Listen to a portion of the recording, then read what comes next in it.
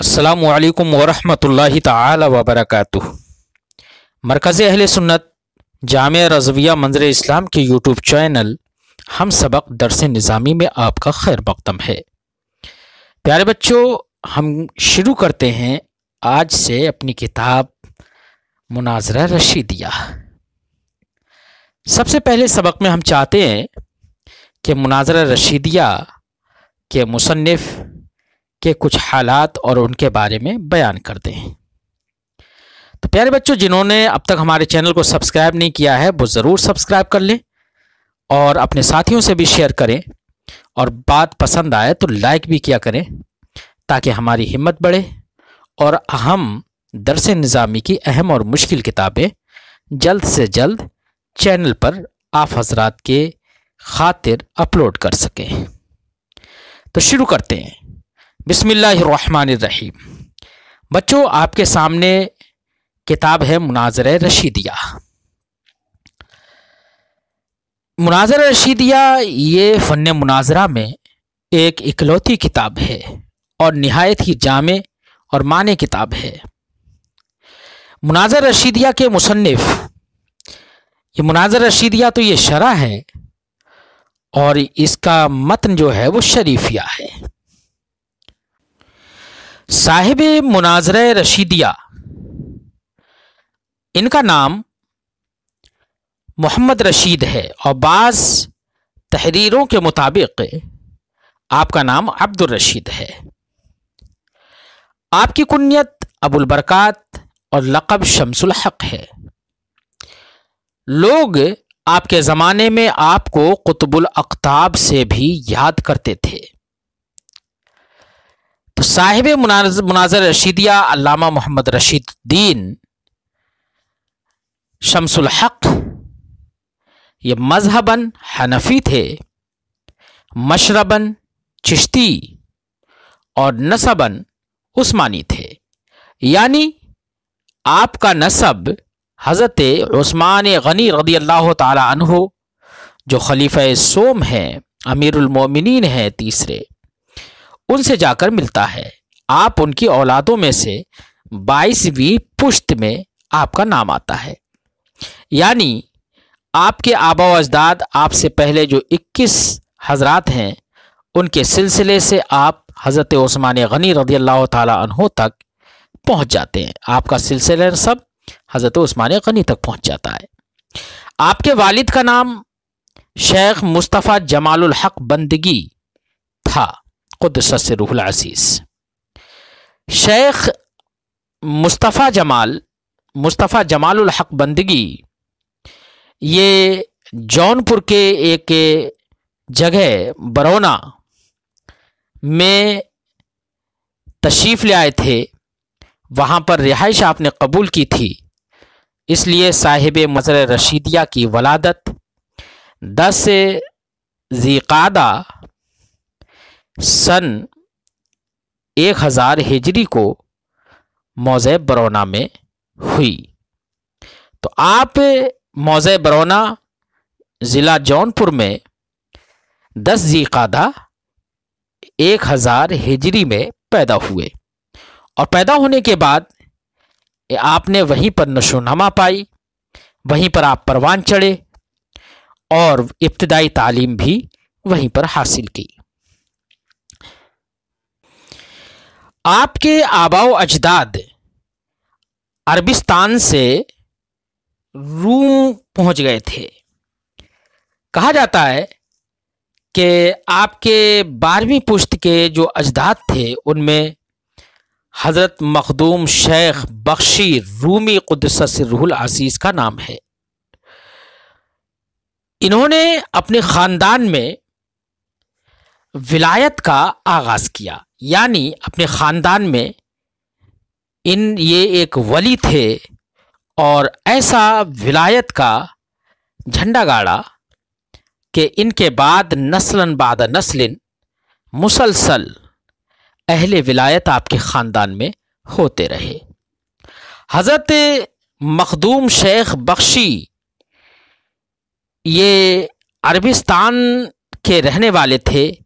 अरबिस्तान से आकर روم میں ایک جگہ ہے قلعہ، قلعہ میں آپ نے آ کر سکونت اختیار کر لی اور پھر 3 پشتوں تک وہیں پر مقیم رہے۔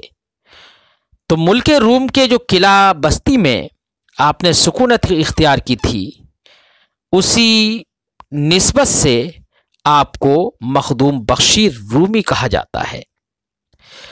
چوتھی پشت میں حضرت مخدوم بخشی روم سے دہلی آ گئے، یعنی چوتھی پشت کے صاحب مناظرہ رشیدیہ کے جو دادا تھے شیخ مخدوم شیخ بخشی رومی، وہ روم کو چھوڑ کر وہاں سے ہجرت کر کے دہلی ہندوستان میں آ گئے۔ حضرت سلطان المشائخ محبوب الہی شیخ نظام الدین اولیاء قدس سرہ کے مرید ہو گئے۔ پھر وہاں سے فارغ ہو کر امیٹھی جو ضلع بارہ بنکی میں ہے، اس کے اطراف و جوانب میں ایک جگہ ہے سکلائی، اس میں آ کر وہاں سے سکونت پذیر ہو گئے۔ تو موضع سکلائی میں، بارہ بنکی میں، امیٹھی کے پاس موضع سکلائی میں آپ آ کر قیام پذیر ہوئے۔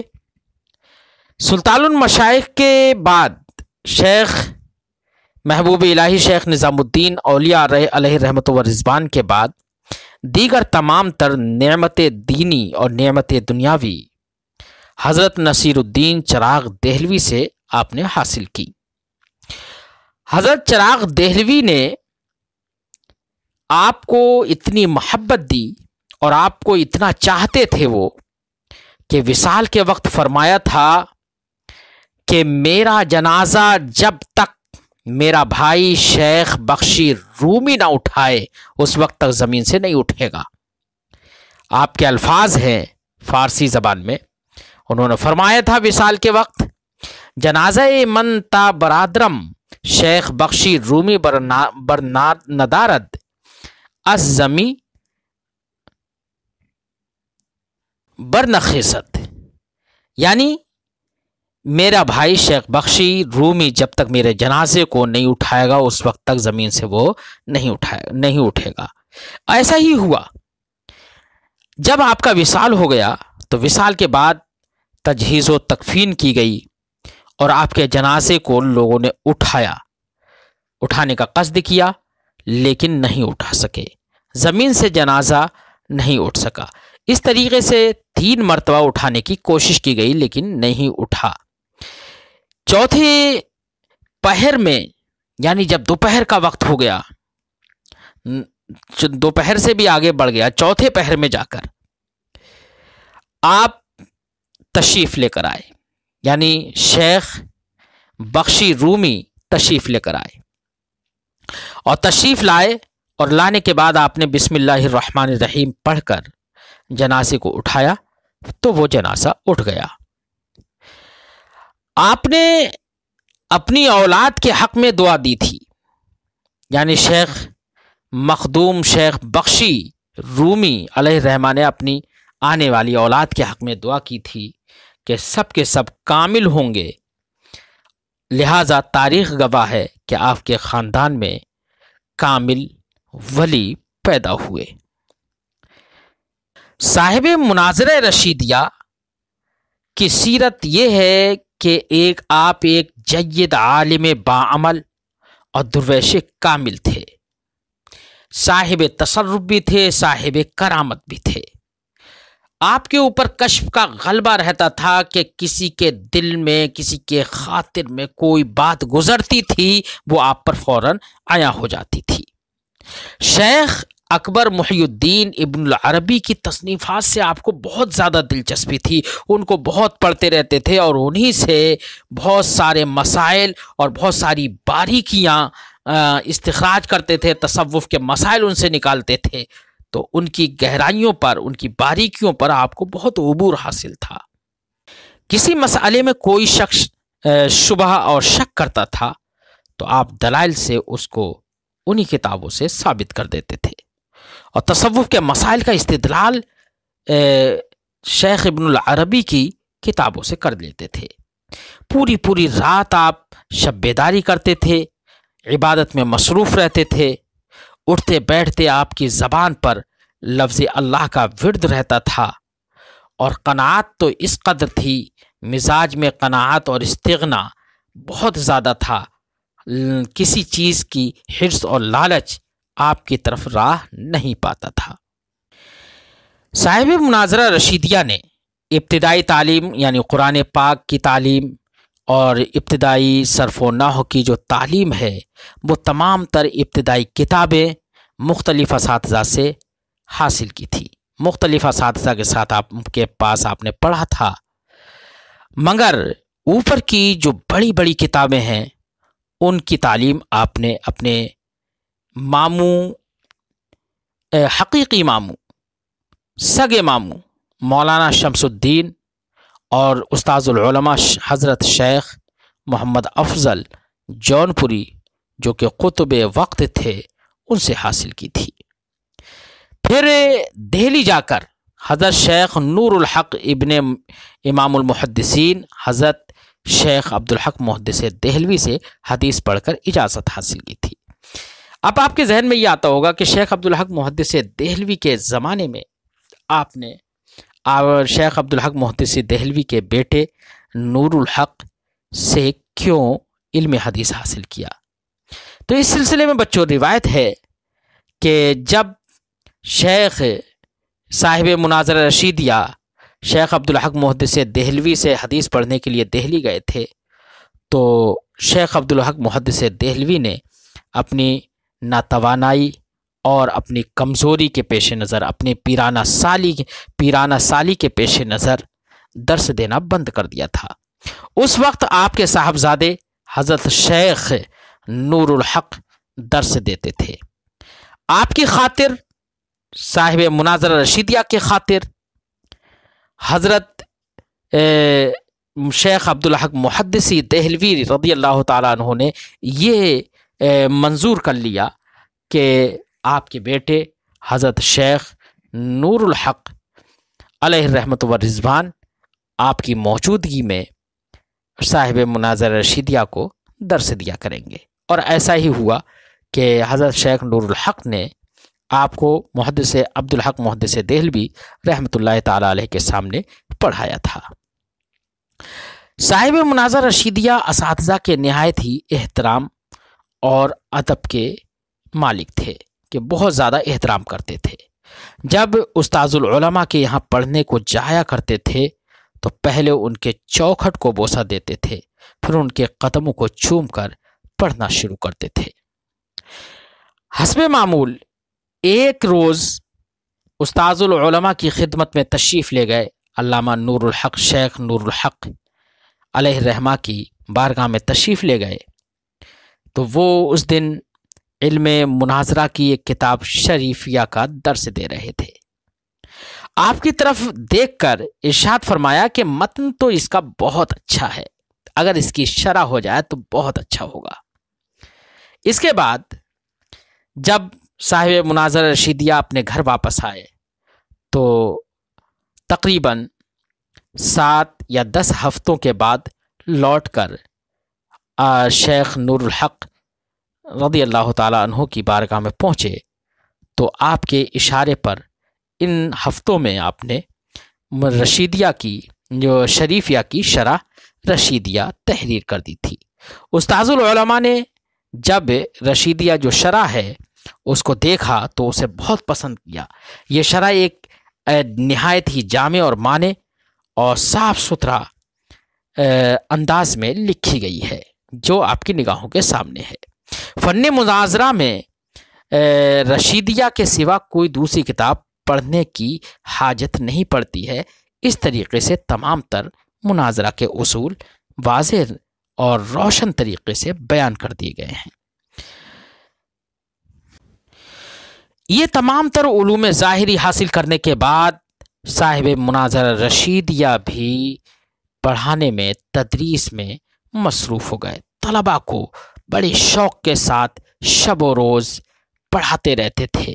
اور پڑھانے سے اور طلباء سے اتنا زیادہ شوق تھا، اتنی زیادہ محبت تھی کہ آپ نے وصال کے وقت یہ وصیت کی تھی کہ جس پتھر پر طلباء کی جوتیاں اتاری جاتی ہیں، طلباء اپنی جوتیاں اتارتے ہیں، جس پتھر پر طلباء کی جوتیاں رکھی جاتی ہیں، جب میرا وصال ہو جائے تو اس وقت میری قبر میں بھی اسی پتھر کو تختہ بنایا جائے اور تختے کے طور پر اس کو استعمال کیا جائے۔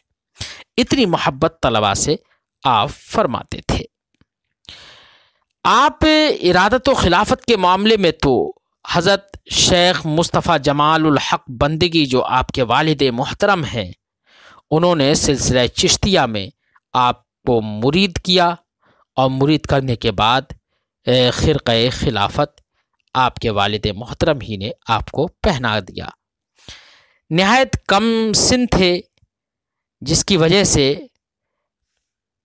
اپنے والد محترم کی موجودگی میں اس سلسلے طریقہ صوفیہ کی طرف متوجہ نہ ہو سکے، لیکن خرقہ نے اور خرقہ خلافت نے دل میں ایک ذوق پیدا کر رکھا تھا اور کسی مرشد کامل کی تلاش بھی تھی۔ اس زمانے میں حضرت قدوۃ السالکین مخدوم شیخ طیب بنارسی جونپور تشریف لائے۔ آپ ان کے ساتھ ہو لیے اور کچھ دنوں خدمت میں رہ کر حضرت مخدوم نے حضرت چشت کی طرف سے اپنا پیراہن پہنایا اور سلسلہ چشتیہ کے اذکار اور تلقین طالبین کی اجازت دی اور خرقہ خلافت سے نواز کر سند بھی دے دی۔ تو اس طریقے سے شیخ مخدوم شیخ طیب بنارسی نے آپ کو خرقہ خلافت سے نوازا، سند دی اور سلسلہ چشتیہ کی اجازت دے دی تھی۔ اس طرح سے آپ کو خلافت و اجازت کا شرف حاصل ہوا۔ آپ کا وصال ماہ شعبان کے آخر تقریباً 1000 ہجری میں آپ کی پیدائش ہوئی تھی اور 1083 ہجری میں آپ کا وصال ہوا تھا۔ اس کا واقعہ یہ ہے کہ ماہ شعبان 1083 ہجری میں ماہ شعبان کے آخر ہی میں آپ کو بخار آیا۔ گھر والوں نے بہت علاج کرایا لیکن کوئی فائدہ نہ ہوا۔ نہایت کمزوری اور نقاہت کے باوجود آپ کے معمولات میں کوئی فرق نہیں پڑا۔ رمضان شریف کی 8ویں تاریخ کو ظہر کے وقت آپ نے وضو کر کے پلنگ پر نماز ادا کی تھی۔ مغرب و عشاء بھی پلنگ پر ہی ادا کی۔ رات کو حالت دیگرگوں ہو گئی، حالت بدل گئی اور کرب اور تکلیف بڑھ گئی۔ بالآخر جب آدھی رات ہو گئی تو آپ نے تیمم کر کے تہجد کی نماز ادا کی، صلاۃ العشق اور دیگر نوافل ادا کر دیے۔ تو بہت سارے نوافل اور تہجد کی نماز ادا کرنے کے بعد ذکر بالجہر میں مصروف ہو گئے، اللہ کا ذکر بالجہر فرما رہے تھے۔ پھر نماز فجر کی نیت باندھ لی۔ شیخ محمد حمید نے وضو کر کے اذان کہی اور شیخ ارشد نے بھی وضو کر کے سنت فجر پڑھ کر جماعت سے فرض ادا کرنے لگے۔ وہ فرض ادا کیے اور جب اس سے نماز سے یہ لوگ فارغ ہو گئے تو لوٹ کر جا کر دیکھا کہ آپ کے سر سے، آپ کے چہرے مبارکہ سے جب چادر کو ہٹایا تو معلوم ہوا کہ آپ اپنے حق تعالی سے جا ملے ہیں، مالک حقیقی سے جا ملے۔ لہذا رمضان المبارک 1083 ہجری کی 9ویں تاریخ بروز جمعۃ المبارکہ کی صبح بعد نماز فجر آپ کا وصال ہوا اور جونپور شریف میں رشید آباد قبرستان میں آپ کو دفن کیا گیا۔ قبر میں پہلے بیری کے تختے لگائے گئے، پھر وصیت کے مطابق ان پتھروں کو اوپر سے لگایا گیا، تختہ بنایا گیا جو آپ نے وصیت کی تھی کہ طلباء کے جوتیاں جن پتھروں پر اترتی ہیں اس پتھر کو آپ کی قبر کا تختہ بنایا جائے۔ اس کو تختہ بنایا گیا آپ کی وصیت کے مطابق۔ آپ نے اپنی زندگی میں بہت ساری کتابیں تحریر فرمائیں، جن میں مناظر رشیدیہ ہے، شرح ہدایت الحکمت ہے، شرح اسرار المخلوقات ہے،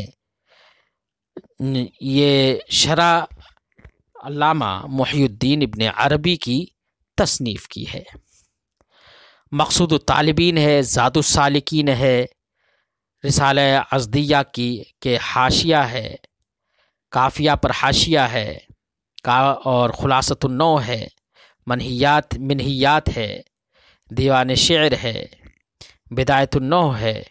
یہ تمام تر کتابیں آپ کی تصنیفات ہیں، اور ان کے علاوہ دیگر بھی کتب ہیں جن کا علم نہیں ہو پایا، جو موجود ہیں، جو ملتی ہیں، وہ کتابیں شمار کرائی گئی ہیں۔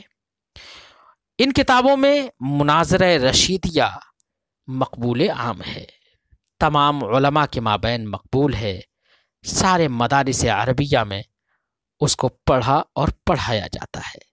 تو پیارے بچوں، مناظرہ رشیدیہ نہایت اچھی کتاب ہے، اس کا اسلوب، اس کا طرز بہت عمدہ ہے۔ آپ حضرات سے یہی گزارش ہے کہ آپ ہماری گفتگو کو دھیان سے سنیں اور کتاب کی عبارت پر نظر رکھیں، انشاءاللہ تمام مسائل حل ہوتے چلے جائیں گے۔ السلام علیکم ورحمۃ اللہ تعالی وبرکاتہ۔